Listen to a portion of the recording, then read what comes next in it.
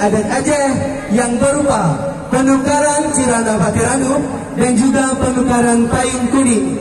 Kru semangat Rahmat Tuan Besan yang katruh Gunung Merdeka.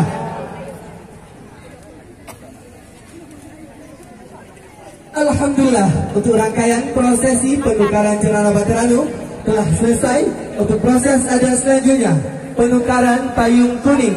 Mohon kepada kakanda yang bertugas menukarkan payung kuning, harap untuk ditukarkan.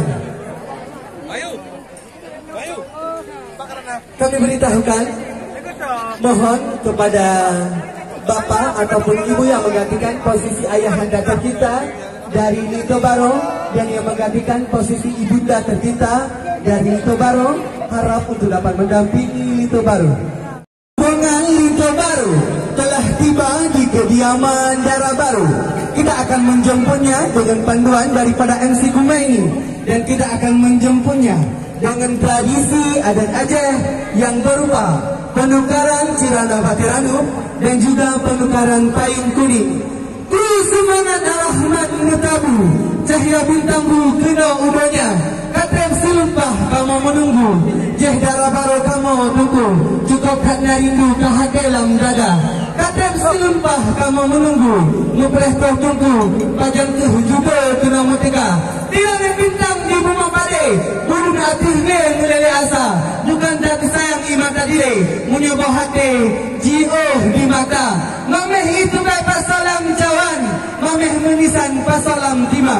Rombongan Lito Baro yang katruh bak jumpa kamu dan Tuan Besan, kamu sambut hairakan dengan syair salam yang mulia. Assalamualaikum warahmatullah.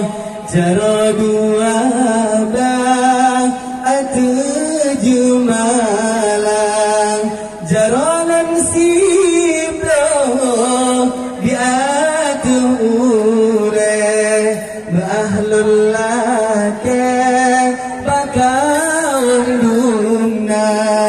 Jaranan sibro bi'atu ubun.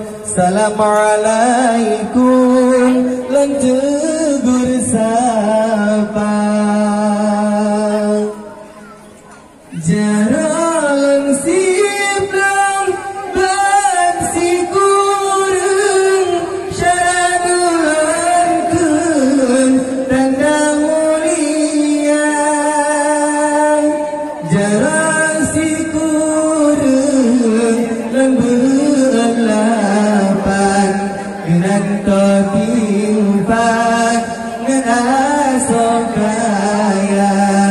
Jaran lapan lan bertujuh ranuk lambung ko lenjok kegata. Jaran lapan lan bertujuh ranuk lambung ko kajib uni netuka. Jaran tujuh halai lan beut tanda kakamu sambut.